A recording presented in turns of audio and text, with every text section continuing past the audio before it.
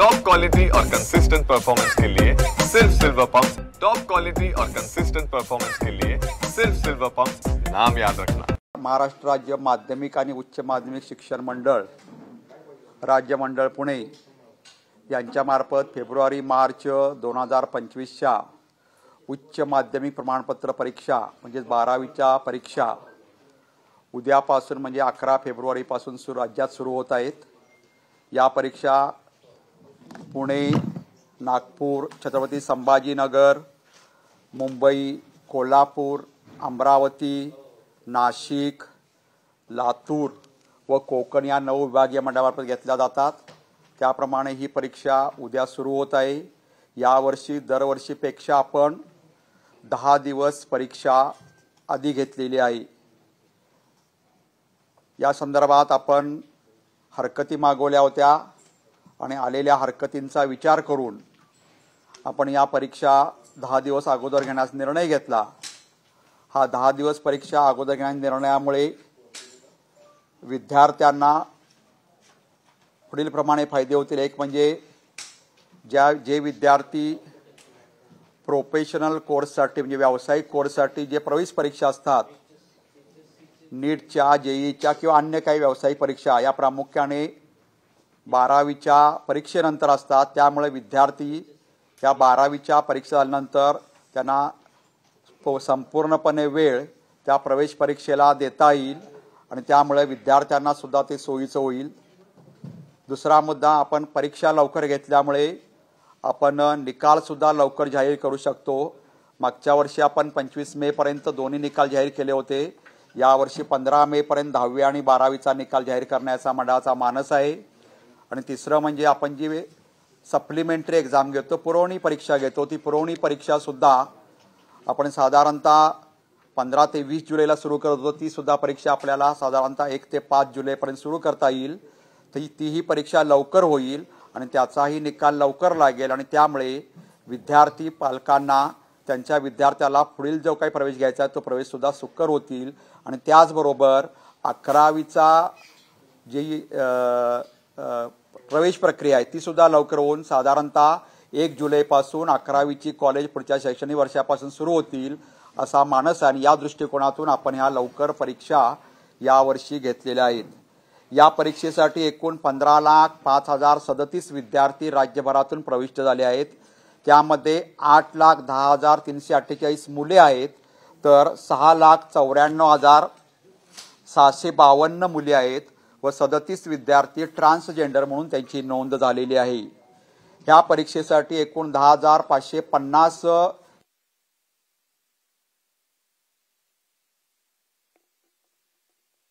373 मुख्य केंद्रावर ही परीक्षा होत आहे। त्यामध्ये जर स्ट्रीम वाईज बघितलं म्हणजे शाखा वाईज विद्यार्थी नोंदणी बघितली तर विज्ञान शाखेला 7,68,967 विद्यार्थ्यांनी या 12वीच्या परीक्षेसाठी नोंदणी केलेली आहे। कला शाखेसाठी 3,80,410 विद्यार्थ्यांनी 12वीच्या परीक्षेसाठी नोंदणी केलेली आहे। कॉमर्स शाखेसाठी म्हणजे वाणिज्य शाखेसाठी 3,19,439 विद्यार्थ्यांनी या परीक्षेसाठी नोंद केलेली आहे। तर व्होकेशनल कोर्स म्हणजे व्यावसायिक अभ्यासक्रम यासाठी 31,735 विद्यार्थ्यांनी नोंद केलेली आहे। तर टेक्निकल सायन्स म्हणजे ITI मार्फत 4,486 विद्यार्थ्यांनी आतापर्यंत नोंदणी केली आहे आणि एकूण 15,05,037 विद्यार्थ्यांनी आतापर्यंत या परीक्षेला नोंदणी केलेली आहे। आता सदर परीक्षेची ठळक वैशिष्ट्ये आपल्याला माहित आहे की 12वीची किंवा 10वीची आवेदनपत्र स्वीकारताना आपण लेखी परीक्षेच्या आदल्या दिवसापर्यंत आवेदनपत्र स्वीकारतो। म्हणजे आज तारीख 10 फेब्रुवारी 2025 12वीची आवेदनपत्र आपण आज संध्याकाळपर्यंत स्वीकारणार आहेत, जेणेकरून कोणताही विद्यार्थी परीक्षेपासून वंचित राहू नये। त्यानंतर विद्यार्थ्याच्या मनावरील ताण कमी करण्यासाठी आपण साधारणतः ऑगस्टमध्ये टेंटेटिव्ह तारखा जाहीर केल्या होत्या। त्यानंतर आपण विद्यार्थ्यांचे आवेदनपत्र ऑनलाईन भरली आणि त्यानंतर आपण परीक्षेचे वेळापत्रक तयार केले। हे परीक्षेचे वेळापत्रक सुद्धा आपण नोव्हेंबर महिन्यात सब्जेक्ट वाईज डिक्लेअर केले वेबसाईटला आणि त्यांना असं सांगितलं की मंडळाने तयार केलेले मंडळाच्या वेबसाईटवर असलेले आणि मंडळानं छपाई केलेले वेळापत्रकच हे ग्राह्य धरण्यात यावं. अन्य कोणत्याही संस्थेने किंवा अन्य कोणत्याही मार्गाने आलेले वेळापत्रक कृपया विद्यार्थ्यांनी ग्राह्य धरू नये, जेणेकरून विद्यार्थ्याचं नुकसान होईल. त्यामुळं प्रामुख्याने पुन्हा एकदा सांगतो, मंडळानं अधिकृत असलेले मंडळाच्या वेबसाईटवर अधिकृत असलेले आणि मंडळाने छापील वेळापत्रक सर्व शाळा कनिष्ठ महाविद्यालयांनी दिलेलं आहे, तेच वेळापत्रक विद्यार्थ्यांनी ग्राह्य धरावे. अन्य कोणत्याही संस्थेने छपाई केलेले वेळापत्रक विद्यार्थ्यांनी कृपया ग्राह्य धरू नये, जेणेकरून विद्यार्थ्यांचं नुकसान झालं तर मंडळ त्याला जबाबदार राहणार नाही. त्यानंतर हे जे वेळापत्रक आहे ते 21/11/2024 रोजी आपण संकेतस्थळावर जाहीर केले. हे करत असताना आपल्याला ज्या काही सूचना आहेत त्याच वेळी दिल्या गेल्या. प्रत्येक डिव्हिजन निहाय सर्व मुख्याध्यापकांची केंद्र संचालकांच्या बैठका घेण्यात आलेल्या आहेत. सुरुवातीच्या सत्रामध्ये पहिल्या सत्रामध्ये मुख्याध्यापकांच्या बैठका सर्व डिव्हिजन मंडळांनी ऑनलाईन पद्धतीनं केल्या, तर दुसऱ्या सत्रामध्ये प्रत्यक्ष ऑफलाईन पद्धतीनं मुख्याध्यापकांच्या बैठका घेण्यात येऊन या परीक्षेसंदर्भात सर्व माहिती विद्यार्थ्यांना देण्यात आलेली आहे. या विद्यार्थ्याच्या मनावरील ताण कमी करण्यासाठी किंवा विद्यार्थ्याला परीक्षेची भीती वाटू नये म्हणून आपण दरवर्षी काउन्सिलर नेमतो. यावर्षी सुद्धा काउन्सिलर नेमलेले आहेत. यामध्ये प्रामुख्याने राज्य मंडळ स्तरावर 10 काउन्सिलर नेमलेले आहेत. त्यांचे नंबर सुद्धा आपल्या माध्यमातून आम्ही प्रसिद्ध केलेले आहेत. त्याचबरोबर प्रत्येक विभागीय मंडळात प्रत्येक जिल्हानिहाय 2 काउन्सिलरची नावे प्रसिद्ध केलेली आहेत, म्हणजे समुपदेशकांची नावं प्रसिद्ध केलेली आहेत. त्याचबरोबर प्रत्येक विभागीय मंडळात आणि राज्य मंडळात सुद्धा हेल्पलाईन केलेली आहे. विद्यार्थ्यांना कोणतीही शंका असेल तर कोणत्याही वेळी या परीक्षेसंदर्भात विद्यार्थी या काउन्सिलरशी संपर्क साधू शकतात किंवा आमच्या मंडळाच्या हेल्पलाईनवर हेल्प डेस्कशी संपर्क साधू शकतात.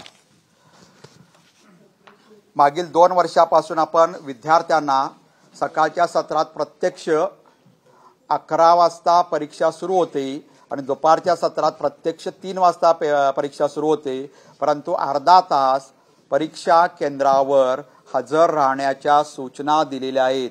म्हणजे परीक्षा हॉलमध्ये सकाळच्या सत्रात विद्यार्थ्यांनी 10:30 वाजता यावं, तर दुपारच्या सत्रात विद्यार्थ्यांनी 2:30 वाजता यावं. विहित वेळेनंतर म्हणजे सकाळी 11 नंतर आलेल्या विद्यार्थ्याला किंवा दुपारी 3 नंतर आलेल्या विद्यार्थ्याला कोणत्याही परिस्थितीत परीक्षेला प्रविष्ट होऊन दिलं जाणार नाही, याची कृपया सर्व पालक, विद्यार्थी, शिक्षक, मुख्याध्यापक, केंद्र संचालक यांनी संबंधितांनी नोंद घ्यायची आहे. त्याचबरोबर विगत वर्षीप्रमाणे किंवा गेल्या 2-4 वर्षाप्रमाणे म्हणजे मागील 2 वर्षापासून आपण विद्यार्थ्यांना 10 मिनिटं नंतर वाढवून देतो. म्हणजे सकाळचा पेपर 11 ते 2 असेल तर 2 नंतर 2 वाजून 10 मिनिटापर्यंत, दुपारचा पेपर 3 ते 5 असेल तर 3 ते 5 आणि 5 नंतर 10 मिनिटं आपण वाढवून दिलेली आहेत. ह्याच्यापूर्वी आपण सुरुवातीची 10 मिनिटं वाढवून देत होतो. म्हणजे 11ला पेपर होतो त्यावेळी 10:50ला आपण विद्यार्थ्यांना प्रश्नपत्रिका देत होतो. परंतु हे करत असताना काही गैरप्रकार आमच्या निदर्शनास आले आणि त्यामुळे शासनाने आणि मंडळाने असा निर्णय घेतला की 10 मिनिटं नंतर वाढवून द्यायची, जेणेकरून विद्यार्थ्याला कुठलाही त्याचा तोटा होणार नाही. आणि दुसरं म्हणजे प्रत्यक्ष प्रश्नपत्रिका संदर्भात जे काही गैरप्रकार घडून यायचे किंवा ज्या प्रश्नपत्रिका व्हायरल व्हायच्या ते होणार नाही, याची दक्षतेसाठी आपण 10 मिनिटं नंतर वाढवून देतो. आणि संपूर्ण वेळ म्हणजे विद्यार्थी प्रत्यक्ष 11 वाजल्यापासून किंवा दुपारी 3 वाजल्यापासून ज्यावेळी त्याची परीक्षा विहित वेळेत पेपर असेल त्यावेळी लिखाणाला सुरुवात करेल आणि ती 10 मिनिटं लिखाण प्लस वाचनासाठी दोन्हीसाठी असू शकेल. म्हणजे 3 तासाच्या पेपरसाठी 11 ते 2:10 आणि 2 तासाच्या पेपरसाठी 11 ते 1:10 अशी वेळ असेल. त्यानंतर दिव्यांग जे विद्यार्थी आहेत त्या दिव्यांग विद्यार्थ्यांना नेहमीच्या पद्धतीनं जे काही शासनाचा 16/10/2018चा शासन निर्णय आहे त्याप्रमाणे त्या विद्यार्थ्यांना त्यांना लागू असलेल्या सवलती मंडळामार्फत देण्यात आलेल्या आहेत. याचबरोबर यावर्षी माननीय मुख्यमंत्री महोदय यांनी 100 दिवसाच्या कृती आराखड्यामध्ये प्रामुख्याने कॉपीमुक्त परीक्षा अभियान राबवण्याचा निर्णय घेतला आणि त्याला अनुसरून माननीय शिक्षण मंत्री महोदय आणि माननीय शिक्षण राज्यमंत्री महोदय यांच्या मार्गदर्शनाखाली आणि माननीय प्रधान सचिव शालेय शिक्षण व क्रीडा विभाग आणि माननीय आयुक्त शालेय शिक्षण यांच्या मार्गदर्शनाखाली राज्यभर आपण 20 ते 26 जानेवारी या कालावधीमध्ये कॉपीमुक्त अभियानाचा जनजागृती सप्ताह साजरा केला आणि हा सप्ताह 20 ते 26 जानेवारी या कालावधीमध्ये राबवला गेला। यावर्षी प्रथमच आपण काही महत्त्वाचे निर्णय घेतले। कॉपीमुक्त अभियान राबवण्यासाठी परीक्षा चांगल्या वातावरणात पार पडावी, निकोप वातावरणात पार पडावी यासाठी काही महत्त्वाचे निर्णय घेतले गेले। तो म्हणजे पहिला निर्णय असा आहे की गेल्या 5 वर्षांमध्ये म्हणजे मागील 5 वर्षांमध्ये कोरोनाची 2 वर्षे सोडून 2020 मध्ये प्रत्यक्ष कोरोनामुळे परीक्षा झाली नाही आणि 2021ला होम सेंटरला परीक्षा झाली, ते वगळून मागील 5 वर्षे मार्च फेब्रुवारी मार्चची म्हणजे 2018 पासून 2024 पर्यंत ज्या सेंटर्सवर किंवा ज्या केंद्रावर 10वी असू दे किंवा 12वी असू दे याच्यामध्ये एखादी जरी कॉपी केस डॉक्युमेंटरी असेल किंवा कॉपी केस झाली असेल किंवा गैरप्रकार घडला असेल तर त्या केंद्रांवर आपण केंद्र संचालक, पर्यवेक्षक, त्याबरोबर केंद्राशी संबंधित किंवा परीक्षेशी संबंधित अन्य सर्व घटक यांना पूर्णपणे बदलण्यात आलेले आहे। त्याची संख्या मला विभागने तुम्हाला देतो, ती संख्या आमच्याकडे आहे। ती आम्हाला म्हणजे किती सेंटरवर म्हणजे कुठल्या विभागात किती सेंटरवर केंद्र संचालक पूर्णपणे बदलले गेले आहेत याची संख्या आपल्याला देतो आणि त्या पद्धतीने आपण कार्यवाही केलेली आहे। त्याचबरोबर दुसरा एक महत्त्वाचा निर्णय घेतला तो म्हणजे ज्या केंद्रावर यावर्षी कॉपी होतील किंवा गैरप्रकार घडतील त्या केंद्राची मान्यता पुढील वर्षीपासून मंडळ कायमची रद्द करणार आहे। त्याच केंद्राला इथून पुढे मंडळाचं परीक्षा सेंटर मिळणार नाही, ही पण आपण प्रकटन आपल्या मार्फतच प्रसिद्ध केलेले आहे। त्याचबरोबर प्रत्येक केंद्रावर सर्व परीक्षेला म्हणजे जिल्हाधिकारी महोदय असतील, मुख्य कार्यकारी अधिकारी असतील, CP असतील, SP असतील यांच्या सहकार्याने आणि विभागीय मंडळाच्या सहकार्याने आणि आमची दक्षता समिती जिल्हाधिकारीच्या अध्यक्षतेखाली प्रत्येक जिल्ह्यामध्ये असते त्यांच्या सहकार्याने प्रत्येक केंद्रावर बैठे पथक पूर्ण वेळ असेल याची दक्षता जिल्हा प्रशासन, विभागीय आमचे मंडळ प्रशासन आणि संपूर्ण प्रशासन शासनाने घेतलेले आहे। यामुळे परीक्षा चांगल्या वातावरणात पार पडतील याचा मंडळाला विश्वास आहे। त्याचबरोबर कॉपीमुक्त अभियानाअंतर्गत सार्वजनिक परीक्षा निकोप वातावरणात पार पडावी म्हणून माननीय आयुक्त यांनी सुद्धा सर्व जिल्हाधिकाऱ्यांना डीओ लेटर दिलेला आहे, सर्व COना डीओ लेटर दिलेला आहे, सर्व CP SPना डीओ लेटर दिलेला आहे। त्याच्या आधी राज्यमंडळ अध्यक्षांनी सुद्धा सर्व विभागीय आयुक्त, सर्व जिल्हाधिकारी महोदय यांना परीक्षा चांगल्या आणि निकोप वातावरणात पार पडावी आणि कॉपीमुक्त आणि भयमुक्त वातावरणात परीक्षा पार पडावी यासाठी सुद्धा आम्ही डीओ लेटर दिलेला आहे। त्याचा चांगला इम्पॅक्ट दिसून येतो। यावर्षी महत्त्वाचं म्हणजे माननीय मुख्य सचिव महोदया यांच्या अध्यक्षतेखाली गेल्या 8 दिवसापूर्वी म्हणजे मागच्या सोमवारी एक बैठक पार पडली, त्यामध्ये VC द्वारे बैठक पार पडली। त्याला आमचे प्रधान सचिव महोदय, आमचे आयुक्त महोदय, मी स्वतः, आमचे सर्व विभागीय मंडळातले विभागीय अध्यक्ष सचिव, त्याचबरोबर सर्व जिल्ह्याचे जिल्हाधिकारी, सर्व जिल्ह्याचे मुख्य कार्यकारी अधिकारी, सर्व जिल्ह्याचे CP SP आणि अतिरिक्त पोलीस महासंचालक उपस्थित होते आणि त्या उपस्थितीमध्ये काही निर्णय घेण्यात आले। त्यामध्ये प्रामुख्याने ज्या ठिकाणी ड्रोनची उपलब्धता आहे त्या ठिकाणी संवेदनशील केंद्रावर बाहेरचा मॉब कंट्रोल करण्यासाठी ड्रोनद्वारे व्हिडिओ चित्रीकरण करण्याचे आदेश संबंधित अतिरिक्त पोलीस महासंचालकांनी दिलेले आहेत किंवा मुख्य सचिव महोदयांनी दिले आहेत। त्याचबरोबर परीक्षेच्या कालावधीमध्ये व्हिडिओ शूटिंग जास्तीत जास्त ठिकाणी करण्यात यावं यासाठी मंडळाने सुद्धा प्रत्येक जिल्ह्याला अतिरिक्त निधी उपलब्ध करून दिलेला आहे। त्याचबरोबर परीक्षेच्या कालावधीमध्ये प्रतिबंधात्मक उपाय म्हणून त्या परीक्षेच्या सेंटरच्या परिसरामध्ये 144 कलम, त्या कलम आता बदललं 163 काहीतरी झाले, परंतु ते कलम जाहीर करायला सांगितलंय, जारी करायला सांगितलेलं आहे। त्याचबरोबर आपण परीक्षेच्या सेंटरच्या आसपासच्या 500 मीटर परिसरातील झेरॉक्सची सर्व दुकाने बंद केलेली आहेत। त्याचबरोबर सर्व लोकांना त्या ठिकाणी मोबाईल किंवा अन्य वस्तू नेण्यास म्हणजे त्या प्रकारचे गॅजेट नेण्यास बंदी घालण्यात आली आहे। त्याचबरोबर फेशियल रेकग्निशन सिस्टीमद्वारे जिथं शक्य आहे त्या ठिकाणी जे सुपरवायझर आहे त्या सुपरवायझरना सुद्धा FRS सिस्टीमद्वारे त्यांचं ओळख पटवूनच त्यांना परीक्षा केंद्रात प्रवेश द्यायला सांगितलेलं आहे आणि त्याचबरोबर विभागीय मंडळामार्फत सुद्धा त्यांना स्पेशल आपण ओळखपत्र सुद्धा जारी करण्यास सांगितले आहे, जेणेकरून कोणताही अनधिकृत व्यक्ती परीक्षाच्या कालावधीमध्ये परीक्षा सेंटरमध्ये प्रवेश करू शकणार नाही। तसेच परीक्षेच्या आदल्या आज सर्व सेंटर्स जिल्हाधिकारी महोदयांना ताब्यात घेऊन त्यातल्या भौतिक सुविधा बघितण्यास सांगितल्या आणि त्याप्रमाणे अंमलबजावणी संबंधित सर्व जिल्हा प्रशासन करेल अशी राज्य मंडळाला पुरेपूर खात्री आहे।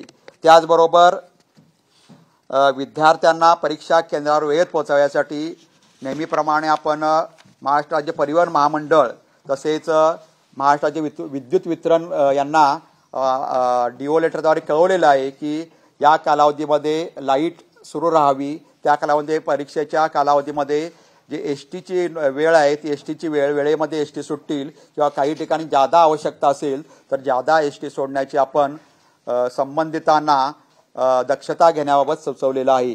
त्याचबरोबर महाराष्ट्र प्रिव्हेन्शन ऑफ माल प्रॅक्टिस ॲक्ट 1982 हा युनिव्हर्सिटी आणि बोर्डला लागू असतो, त्याप्रमाणे यावर्षी सुद्धा तो लागू केलेला आहे।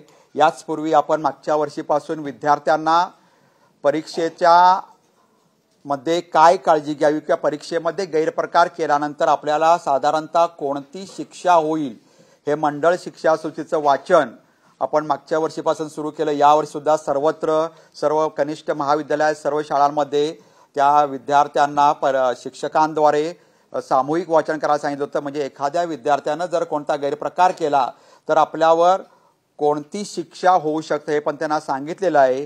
त्याचबरोबर या परीक्षेमध्ये गैरमार्ग करणारे, गैरमार्गाला उद्युक्त करणारे, गैरमार्गाला उत्तेजन देणारे, मदत करणारे यांच्यावर दखलपात्र गुन्हा करा आणि अजामीनपात्र गुन्हा दाखल करा असे आदेश अतिरिक्त पोलीस महासंचालकांनी सर्व जिल्हाधिकारी महोदय यांना त्यांच्या VC मध्ये म्हणजे माननीय मुख्य सचिवांच्या VC मध्ये दिलेले आहेत। त्यानंतर काही ह्या झाल्या आपल्या नेहमीच्या सूचना। त्याचबरोबर विद्यार्थ्यांच्या दृष्टिकोनातून जर एखाद्या विद्यार्थ्याची प्रॅक्टिकल परीक्षा किंवा तोंडी परीक्षा काही कारणाने विहित कालावधीमध्ये घेतलेली नसेल तर आउट ऑफ टर्न त्याला परीक्षा देण्याची मुभा आहे। कारण एखाद्या किरकोळ कारणासाठी एखादा विद्यार्थी आजारी पडला किंवा घरात काही दुर्घटना झाली तर विद्यार्थ्याचा वर्ष वाया जाऊ नये म्हणून आपण लेखी परीक्षेनंतर विद्यार्थ्याला आउट ऑफ टर्न तोंडी परीक्षा किंवा प्रॅक्टिकल परीक्षा द्यायला सांगतो। याप्रमाणे ह्या परीक्षा 12 मार्च, 15 मार्च आणि 17 मार्च रोजी घेण्यासंदर्भात संबंधित महाविद्यालयांना कळवलेले आहे, जेणेकरून कोणत्याही विद्यार्थ्याचं ह्या कारणास्तव त्याचं नुकसान होऊ नये। त्यानंतर गेल्या वर्षीपासून आपण प्रॅक्टिकलचे आणि ओरलचे मार्क ऑनलाईन घेतो आणि त्याप्रमाणे यावर्षी सुद्धा ते ऑनलाईन आपण कंटिन्यू सुरू केलेलं आहे आणि त्यामुळे आमचा निकाल लागण्यासाठी मागच्या वर्षी सुद्धा आम्हाला उपयोग पडलं, यावर्षी सुद्धा ते आणखी उपयोग पडलं असा आम्हाला विश्वास आहे। त्याचप्रमाणे आपण GK जनरल नॉलेज आणि त्याचबरोबर माहिती तंत्रज्ञान म्हणजे IT विषयाची परीक्षा आपण ऑनलाईन पद्धतीने घेतो। या संदर्भात एकूण IT विषयासाठी 2,12,213 विद्यार्थ्यांनी यामध्ये नोंदणी केलेली आहे, तर सामान्य विषयासाठी एकूण 1,706 विद्यार्थी नोंदणी केली आहे। त्यांची परीक्षा ऑनलाईन पद्धतीने घेतली जाणार आहे। त्यानंतर विद्यार्थ्यांना ज्या काही सूचना द्यायच्या आहेत त्या सूचना आम्ही सर्वच दिल्या आहे। त्याचबरोबर मागील 2 वर्षापासून सुरू केलेला जो रनर असतो म्हणजे असिस्टंट कस्टोडियन, म्हणजे जो कस्टडीपासून दररोज कस्टडीपासून केंद्रापर्यंत प्रत्यक्ष प्रश्नपत्रिका घेऊन जातो आणि येताना उत्तरपत्रिका घेतो, तर त्याला मोबाईलद्वारे त्याच्या GPS सिस्टीम त्याचे मोबाईल नंबर आम्ही नोंद केलेले आहे। तो अधिकृत माणूस आहे, त्याचा नंबर त्याचं नाव सगळ्या डिव्हिजनकडे आणि आमच्याकडे पण आलेले आहे, जेणेकरून त्याच्या मोबाईलमध्ये त्यानं GPS जाताना म्हणजे खिशात ठेवून GPS ऑन करावा, म्हणजे त्याचं लोकेशन आम्हाला ट्रॅक होईल। त्याचबरोबर प्रत्यक्ष केंद्रावर गेल्यानंतर केंद्र संचालकाकडे प्रश्नपत्रिका सुपूर्द करताना त्याचं व्हिडिओ शूटिंग करायचं आणि प्रश्नपत्रिका प्रत्यक्ष म्हणजे जोपर्यंत अर्धा तास किंवा 1 तास तो अगोदर पोहोचतो वेळेनुसार आणि त्याप्रमाणे प्रश्नपत्रिका ह्या प्रामुख्याने कपाटात सीलबंद ठेवसपर्यंत त्याचं चित्रण करायचं आहे किंवा अन्य ठिकाणी बाहेर जर कोण वाव असेल त्याचं पण चित्रण करायचं आहे, कारण त्याला सायलेंट ऑब्झर्व्हर म्हणून आपण त्या केंद्रावर पूर्णपणे बैठकपत्रक या नावानेच बसवतो आणि त्यानं जर एखाद्या वर्गामध्ये कुठं गैरप्रकार झाला असेल त्याचं पण चित्रीकरण करणे आवश्यक आहे. अशा सूचना आपण मागील 2 वर्षापासून दिल्या आहेत. त्या पण सूचना कार्यान्वित यावर्षी त्या राहतील आणि या पद्धतीनं ही परीक्षा या विद्यार्थ्यांनी चांगल्या पद्धतीने द्यावी ही आमची अपेक्षा आहे. विद्यार्थ्यांनी भरपूर अभ्यास केलेला आहे. पालकसुद्धा विद्यार्थ्यांपेक्षा पालकसुद्धा त्यांचे फार चिंतित असतात परीक्षा देण्यासाठी. खरं म्हणजे या कालावधीमध्ये विद्यार्थ्यांनी आहार, विश्रांती आणि केलेला अभ्यासाचं चिंतन मनन करणे हे करणे अपेक्षित आहे. आता जादा अभ्यास करून फारसा उपयोग होणार नाही. वर्षभर किंवा 2 वर्ष त्यानं जो अभ्यास केला आहे त्या अभ्यासाचा त्यानं समोर घेऊन चांगल्या वातावरणात त्यानं परीक्षा द्यावी अशा आमच्या विद्यार्थ्यांना अशा आमच्या सूचना आहेत. विद्यार्थ्यांनी ही परीक्षा चांगल्या वातावरणात द्यावी, निकोप वातावरणात द्यावी. ही परीक्षा म्हणजे काही जीवनाची शेवटची परीक्षा नाही आहे. यानंतर सुद्धा अनेक परीक्षा आपल्या जीवनामध्ये येतील. जीवनामध्ये उभं राहण्यासाठी एक परीक्षा फक्त एक आरसा आहे. त्यामुळे विद्यार्थ्यांनी चांगल्या पद्धतीने परीक्षा द्यावी आणि चांगल्या गुणाने पुढे जावे, चांगल्या मार्गाने परीक्षा घ्यावी, चांगल्या मार्गाने मार्क मिळावे असे आम्ही शुभेच्छा देतो आणि सर्व विद्यार्थ्यांना या 12वीच्या परीक्षासाठी मी राज्य मंडळामार्फत सर्व विद्यार्थ्यांना शुभेच्छा देतो.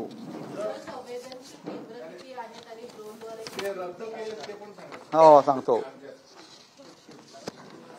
ठीक आहे. आता बघा आपल्याकडे एकूण 3,373 केंद्र आहेत. आता मागील 5 वर्षात जी कॉपी आमच्याकडे प्रत्यक्ष कागदोपत्री डॉक्युमेंटरी आहे ती तशी 818 केंद्र 12वीची अशी आहेत. त्या ठिकाणी केंद्र संचालक, पर्यवेक्षक किंवा परीक्षेशी सर्व संबंधित घटक त्यातून त्या केंद्रावर जे विद्यार्थी प्रविष्ट होतात ते शिक्षक, त्या शाळेचे शिक्षक वगळून बाकीच्या शाळेमधून त्या ठिकाणी केंद्र संचालक आपण दिलेले आहेत किंवा सर्व स्टाफ तिथं दिलेला आहे. आणि 10वीसाठी ते 10वीच्या वेळी सांगेन. आता 818 आहे. ते जर तुम्हाला डिव्हिजन न्याय पाहिजे असेल, पुण्यामध्ये 432 पैकी 125 केंद्र अशी आहेत की ज्यामध्ये मागील 5 वर्षामध्ये कॉपीचे गैरप्रकार सापडलेले आहेत. 432 पैकी 125 पुण्यामध्ये. एकूण 12वीची पुणे विभागात केंद्र आहेत. पुणे विभागात 432 आहेत. पुणे म्हणजे पुणे, सोलापूर आणि नगर. 432 केंद्र आहेत 12वीची. त्यापैकी 125 केंद्रामध्ये आपण केंद्र संचालक, पर्यवेक्षक किंवा परीक्षेशी अन्य सर्व संबंधित घटक बदललेले आहेत. नागपूरमध्ये 504 केंद्र आहेत टोटल नागपूर विभागात. त्यापैकी 104 केंद्रामध्ये यामध्ये केंद्र संचालक वगैरे संबंधित घटक बदललेले आहेत. छत्रपती संभाजीनगरमध्ये 460 केंद्र आहेत. त्यापैकी 205 केंद्रावर सर्व घटक बदललेले आहेत, केंद्र संचालक, पर्यवेक्षक किंवा परीक्षे संबंधित अन्य घटक. मुंबई विभागात 670 केंद्र आहेत. त्यापैकी 57 केंद्रामध्ये मागील 5 वर्षामध्ये गैरप्रकार होणार, त्यामुळे 57 ठिकाणी केंद्र संचालक आणि अन्य संबंधित घटक बदललेले आहेत. कोल्हापूर विभागात 176 केंद्र आहेत. त्यापैकी 39 ठिकाणी आपण केंद्र संचालक बदललेले आहेत. अमरावती विभागात 541 परीक्षेची केंद्र आहेत 12वीची. त्यापैकी 124 केंद्रावर हा बदल करण्यात आलेला आहे. नाशिक विभागात 280 केंद्र आहेत. त्यापैकी 88 केंद्रामध्ये बदल करण्यात आलेला आहे. लातूर विभागात 249 केंद्र आहेत. त्यापैकी 73 केंद्रामध्ये असा बदल करण्यात आलेला आहे. आणि कोकण विभागात 61 केंद्र आहेत. त्यापैकी 3 केंद्रामध्ये मागील 5 वर्षामध्ये गैरप्रकार घडले आहेत आणि त्या ठिकाणी आपण केंद्र संचालक किंवा अन्य घटक बदललेले आहेत. याशिवाय मला सांगूच वाटतं, हे जरी असलं तरी सुद्धा आम्ही अशा सूचना दिल्या आहेत ज्या ठिकाणी स्वतः केंद्र संचालकांनी किंवा पर्यवेक्षकांनीच कॉपी पकडलेली आहे, गैरमार्ग पकडलेले आहेत, त्या ठिकाणी उलट त्या ठिकाणी बदलू नका, कारण त्या ठिकाणी ते चांगलं काम करतात. याचा अर्थ स्वतः काय बाकीच्या ठिकाणी जे पकडतो ते आपण आमचे भरारी पद्धत पकडते, परंतु ज्या केंद्रावर स्वतः केंद्र संचालकांनी किंवा स्वतः तिथल्याच पर्यवेक्षकांनी कॉपी पकडलेली असेल तर अशी यातली काही केंद्र कमी होतील, जेणेकरून त्या शिक्षकांना, त्या केंद्रांना किंवा त्यांना पण प्रोत्साहन मिळालं पाहिजे. आपण चांगलं काम करतो तर चांगल्या कामाला सुद्धा प्रोत्साहन देणे आवश्यक आहे आणि अशा ठिकाणी अशा प्रकारचा आपण बदल त्या ठिकाणी केलेला आहे. ड्रोन हा प्रामुख्यानं बाहेरचा जो वातावरण असतं पेरीफेरीमध्ये जे काही पालक, ग्रामस्थ, शिक्षक म्हणा, काही विद्यार्थी, मित्र, मैत्रिणी असतात त्यांचे परीक्षार्थीचे, तर ते बाहेरची व्यवस्था चांगली राहावी यासाठी ड्रोनचा वापर करण्यासाठी माननीय मुख्य सचिव महोदयांनी सूचना दिल्या आहेत. तसं आपण खाली सूचना काढलेल्या आहेत. डिव्हिजनला सांगितलेलं आहे, जिल्ह्याला सांगितलेलं आहे आणि जिल्हाधिकारी महोदयांना पण सांगितलेलं आहे. काही ठिकाणी ह्या सोडून आम्ही असं सांगितलं होतं की जिल्हाधिकारी महोदयांना याच्यापेक्षा वेगळं करायचं असेल, संपूर्ण जिल्ह्यामध्ये जर केंद्र संचालक बदलायचे असतील किंवा परिषद, ते पण आपण सांगितलेलं आहे. त्याप्रमाणे ते सुद्धा काही जिल्ह्यामध्ये बदलले जाणार. प्रामुख्याने अकोला, लातूर, धुळे ह्यामध्ये ही परिस्थिती आहे की त्या ठिकाणी सर्व केंद्र संचालक, सर्व पर्यवेक्षक हे बाहेरून देणार आहेत. अशा पद्धतीचा निर्णय सुद्धा काही जिल्हा, लातूर म्हणजे आम्हाला जेवढे माहिती आहे तेवढं, आणि अजून आमच्याकडे अजून काही सूचना येतील तर त्या ठिकाणी सुद्धा त्यांना ती मुभा दिलेली आहे, जेणेकरून स्थानिक प्रशासन चांगल्या पद्धतीनं परीक्षेसाठी इन्व्हॉल्व्ह होईल आणि परीक्षा सुरळीत आणि चांगल्या आणि निकोप वातावरणात पार पाडली जाईल असा आम्हाला विश्वास आहे. आता ज्या जिल्ह्यात जेवढे ड्रोन आहे त्याप्रमाणे सीपी किंवा एसपी महोदय त्याप्रमाणे नियोजन करतील. पण सर पहिल्यांदा जिल्हा प्रशासनाने आपलं हे सगळी सुरक्षा यंत्रणा घेतलाय, पहिल्यांदा की यापूर्वी पण होतं? नाही, दरवर्षी होतं, परंतु आता दोन वर्षापूर्वी पण अशी 3 वर्षापूर्वी बैठक झाली होती मुख्य सचिव महोदयांनी, त्यावेळी पण तसं झालं होतं. यावर्षी पण तसं झालेलं आहे आणि यावर्षी माननीय मुख्यमंत्री महोदयांनीच कॉपीमुक्त अभियान राबवण्यास आणले असून त्याला चांगला जोर चढला आहे. त्यामुळे सर्व जिल्हा प्रशासन आणि बाकी सर्व अधिकारी त्यामध्ये सामील होतील आणि जास्तीत जास्त ठिकाणी ही परीक्षा हे व्हिडिओ चित्रीकरण, ड्रोन किंवा मंडळाने सुद्धा अतिरिक्त निधी जिल्ह्यांना प्रत्येक जिल्ह्याला दिला आहे, त्यामध्ये व्हिडिओ चित्रीकरण होईल, ड्रोन होईल, म्हणजे जे काही शक्य असेल तेवढा आपण प्रयत्न मंडळाने केलेला आहे. हां,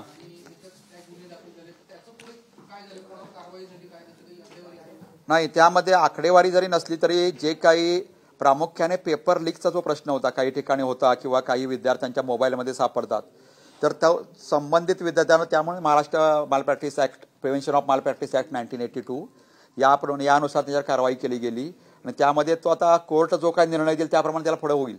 ते सिद्ध होणे न सिद्ध होणे सगळं न्यायप्रविष्ट असतात. त्यामुळे मान्य कोर्ट जो काही निर्णय देईल त्याप्रमाणे त्यांना तो लागू पडेल. मंडळाच्या परीक्षेतून ते 5 वर्ष डिबार होतातच असे विद्यार्थी स्वतः विद्यार्थी असले तर, आणि प्रामुख्याने काही असे असतात की साखळी असते, साखळी पद्धतीचं होऊ शकतं, त्यामुळे त्याच्या संबंधित घटक सुद्धा त्यांना ते ऍक्ट लावतात आणि त्याप्रमाणे त्यांच्यावर कारवाई केली जाते. परभणीमध्ये एका केंद्र संचालकानं भीतीचं वातावरण आहे असं बोललं होतं, तर त्याच्या संरक्षणाची मागणी केली होती, त्याच्यावर काय सांगा? प्रत्येक जिल्हा प्रशासनाला माननीय मुख्य सचिवांनी सूचना दिलेल्या आहेत. त्यामुळं भीतीचं वातावरण होण्याचं काही कारण नाही. तुम्ही जर स्ट्रॉंग ऍक्शन घेतली तर भीती व्हायचं काय कारण आहे. आणि अशा प्रकारे त्यांनी जो शब्द वापरला माझ्या कानावर जो आलाय तो शिक्षक म्हणून, केंद्र संचालक म्हणून योग्य नाही. सर आता आपण पुरवणी परीक्षा लवकर घेतात, हां, 1 ते 5 जुलैच्या दरम्यान सुरू करतोय. ही सगळी काय पोरांना व्यावसायिक अभ्यासक्रमांना प्रवेश मिळाला पाहिजे, काही लोक बरोबर. त्याच्यामुळे सीईटी सेलची काही बोलणं झालं, कारण त्यांची प्रवेश प्रक्रिया साधारणतः जूनच्या अखेरीस किंवा जुलैमध्ये सुरू होते आणि ऑगस्टमध्ये कॉलेज सुरू होतात. त्यामुळे तुमचा निकाल लागायचा तोपर्यंत ती मग आमचं साधारणतः जुलै महिन्यामध्ये आता प्रामुख्याने जे काही 12वी नंतर कोर्सेस आहेत त्या 12वी नंतर बसणारे विद्यार्थी म्हणजे पुन्हा पुनर्परीक्षेला बसणारे विद्यार्थी CI साठी बसतात, क्लास इम्प्रुव्हमेंट स्कीमसाठी, जेणेकरून त्यांना मिनिमम मार्क जे पाहिजे असते पडत नाहीत. त्यामुळे आपण जर एक 10 दिवस अगोदर आलो म्हणजे 1 ते 15 जुलैच्या परीक्षा घेतली तर आम्ही 25 जुलैपर्यंत हा निकाल लावू शकतो, 10 ते 12 दिवसात निकाल लावू शकतो. त्यामुळे ऑगस्टमध्ये त्यांना सामील होता येईल, काय अडचण नाही. आमचा जुलै परीक्षेचा निकाल हा 10 ते 12 दिवसातच लागतो. हर्ष,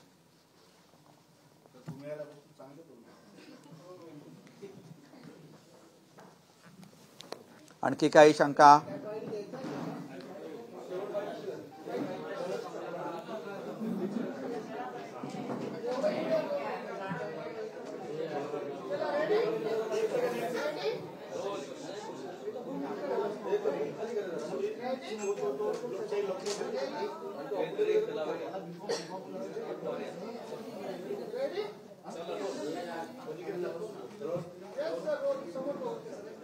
आता आणखी काय?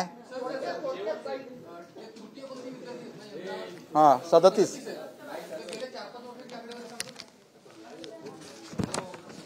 कंपॅरिझन असेल 1-2 वर्षाचं.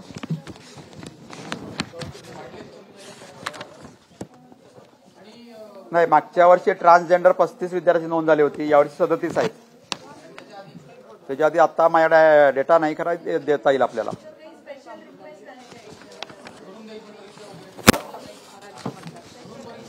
हां, आता स्पेशल रिक्वेस्ट यावर्षी माझ्याकडे 2 केसेस आल्या. एक म्हणजे मुंबईचा एक विद्यार्थी होता. मुंबईच्या एका विद्यार्थ्याला असं रेग्युलर दिसतं, परंतु प्रत्यक्ष वाचताना त्याला तो खाणीमध्ये काम करताना तो इथं हे लावतात हेड टॉर्च. इथं टॉर्च नसतो का, तो टॉर्च पाहिजे होता, कारण त्याशिवाय त्याला क्लिअर दिसत नाही. त्याप्रमाणे आपण त्याला विशेष बाब म्हणून परवानगी दिलेली आहे. दुसरा एक विद्यार्थी मुंबईमधूनच होता. त्यामध्ये त्या विद्यार्थ्याला उष्णता, आता प्रामुख्याने आता ऊन वाढायला तापा लागले, तर त्याला उष्णता आली, अंगाला खास सुट्याने अंगाला खाजवलं की त्याला रक्त बंबाळत होतो. त्यामुळे त्या विद्यार्थ्याला सुद्धा जिथं एसीची सोय आहे त्या कॉलेजमध्ये आपण परीक्षा द्यायला त्याला परवानगी दिलेली आहे. अशा 2 यावर्षी वेगळ्या केसेस आलेल्या आहेत. म्हणजे काही असू शकतं, म्हणजे आपण ज्याच्या पुढे त्याच्या पुढे असतात, म्हणजे काही असू शकतं, म्हणून अशा विद्यार्थ्यांना आपण परवानगी दिलेली आहे. त्याचबरोबर काही विद्यार्थी असे ते दरवर्षीच आहे मोठा फॉन्टचा आपण देतो, अंशतः अंध विद्यार्थ्याला मोठा फॉन्टचे त्या आपण प्रश्नपत्रिका देतो, त्याप्रमाणे त्यांना प्रश्नपत्रिका आपण आम्ही पुरवणार आहोत त्या फॉन्टच्या. Okay, thank you. आता सगळा बाईट झालाच ना. बरं, ठीक आहे.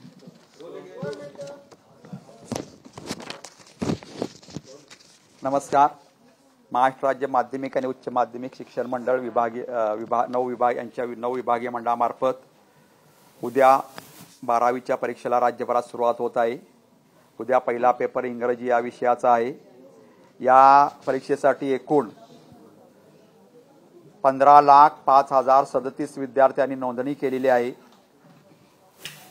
या 9 विभागीय मंडळात केलेल्या नोंदणीला यामध्ये विज्ञान शाखेचे 7,68,967 विद्यार्थी आहेत. कला शाखेचे 3,80,410 विद्यार्थी आहेत. वाणिज्य शाखेचे 3,19,439 विद्यार्थी आहेत. व्होकेशनलचे 31,735 विद्यार्थी आहेत आणि टेक्निकल सायन्स म्हणजे ITIचे 4,486 विद्यार्थी आहेत. अशा प्रकारे एकूण 15,05,037 विद्यार्थी एकूण 3,373 मुख्य केंद्रावर उद्यापासून परीक्षा त्यांची सुरुवात होणार आहे किंवा त्या परीक्षा देणार आहेत. या परीक्षेसाठी माननीय मुख्यमंत्री महोदयांनी कॉपीमुक्त अभियान राबवण्याचा विशेष सूचना दिलेल्या आहेत. त्याप्रमाणे माननीय मुख्य सचिव महोदय, माननीय प्रधान सचिव शालेय शिक्षण विभाग, माननीय आयुक्त शालेय शिक्षण आणि राज्य मंडळामार्फत सर्व परीक्षेची तयारी परिपूर्ण झालेली आहे. या परीक्षेमध्ये ज्या केंद्रावर मागील 5 वर्षांमध्ये कॉपी केसेस झालेल्या आहेत त्या केंद्रावरचा केंद्र संचालक किंवा अन्य परीक्षेसंबंधी अन्य सर्व स्टाफ बदलण्यात आलेला आहे. त्यांना दुसऱ्या शाळेतील केंद्र संचालक किंवा अन्य शिक्षक पर्यवेक्षक दिलेले आहेत. त्याचबरोबर यावर्षी ज्या केंद्रावर गैरप्रकार घडतील त्या केंद्राची मान्यता कायमस्वरूपी रद्द करण्यात येणार आहे. ही परीक्षा साधारणतः 18 मार्चपर्यंत चालणार आहे, म्हणजे 11 फेब्रुवारी ते 18 मार्चपर्यंत चालणार आहे. या कालावधीमध्ये विद्यार्थ्यांनी चांगला अभ्यास केलेला आहे. आता केलेला अभ्यास फक्त प्रॅक्टिकली परीक्षेत उतरायचा आहे आणि त्यामुळे विद्यार्थ्यांनी मननचिंतन करावे, विद्यार्थ्यांनी आहार आणि झोप घ्यावी. कुठलीही शंका असेल तर राज्य मंडळामार्फत आणि विभागीय मंडळामार्फत आपण समुपदेशकांची नियुक्ती केलेली आहे. त्यांचे नंबर प्रसिद्ध केलेले आहे. त्याबरोबर हेल्पलाईन प्रत्येक विभागीय मंडळात राज्य मंडळात आहे, त्यांच्याशी संपर्क साधावा आणि विद्यार्थ्यांनी परीक्षेची कोणतीही भीती न बाळगता कॉपीमुक्त आणि भयमुक्त वातावरणात परीक्षा द्यावी. या विद्यार्थ्यांना त्यांच्या पालकांना आणि त्यांच्या मुख्याध्यापक शिक्षकांना मी शुभेच्छा देतो आणि मंडळ ही परीक्षा चांगल्या पद्धतीने पार पडेल असा मी विश्वास देतो. धन्यवाद.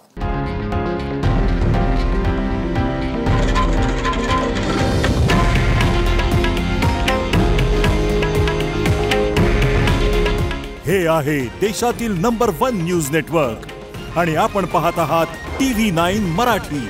काळजी तुमची, हित महाराष्ट्राचं.